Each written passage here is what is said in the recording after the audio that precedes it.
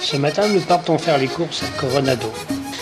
On saute dans notre beau Tucson Hyundai flambant usagé 2007, 2008 et broum broum. On sort du parking, on passe devant la guérite du gardien et on prend le chemin de Coronado. C'est à peu près 3 km du building. Là, on passe la contrôle de l'entrée principale des résidents de Coronado et on continue un petit bout de chemin et on arrive où il y a tous les centres d'achat. À droite le Ray, à gauche le 99, en face le Machetazo. On se stationne dans le parking du Ray et on va aller faire un petit tour sur le bord de la route pour voir les autres centres d'achat. Ici on a le 99 avec une vingtaine de boutiques, des banques et une grosse épicerie. Au sous-sol, il y a des garages, un McDonald's qui est construit là depuis 4-5 ans.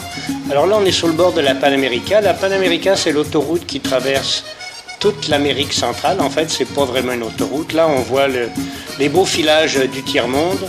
Alors ça, c'est une passerelle qui traverse la Panamérica. Gros trafic sur la Panamérica, qui n'est pas tout à fait une autoroute, mais qui est une voie rapide. Disons, ici, il appelle ça l'autopista. Là, de l'autre côté, on voit un Colonel Fried Chicken. On voit aussi les petits bus qui servent de navette. Il y en a un à peu près tous les 15 minutes sur la Panamérica qui traverse tout le Panama. Et ici, on voit le centre d'achat du Machetazo et un vendeur de crevettes de Rio. Alors, je lui demande combien c'est. Il me dit $4 la livre. Mais à l'odeur, je ne suis pas sûr que je vais en acheter. Alors, sur ces fêtes, on va retourner à l'intérieur du magasin Le Ray pour faire nos courses dans l'épicerie. Et rentrons.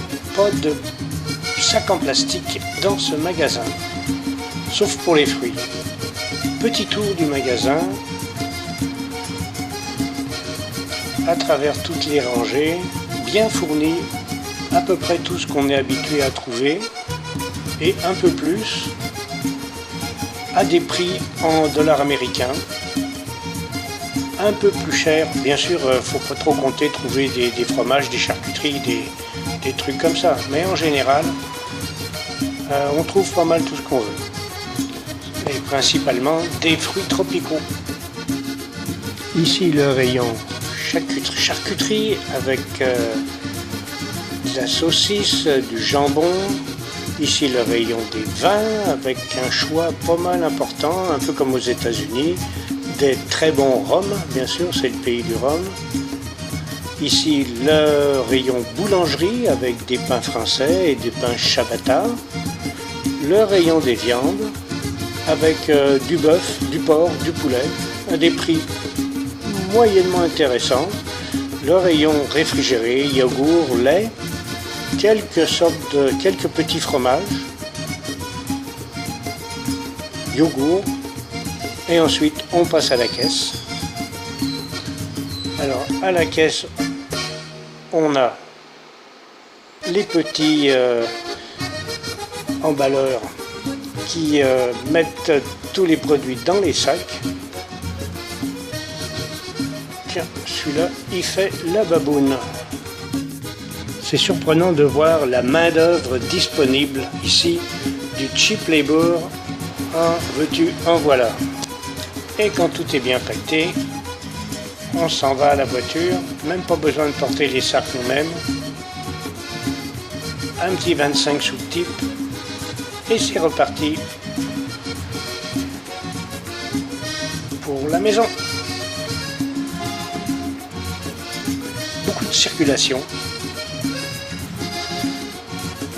Les parkings sont toujours pleins. Beaucoup de petits taxis à 2 ou 3 dollars la ride. Retour passer le contrôle de sécurité à l'entrée parce que c'est une gated community. C'est-à-dire un ensemble résidentiel protégé. Très sérieux, la protection au Panama.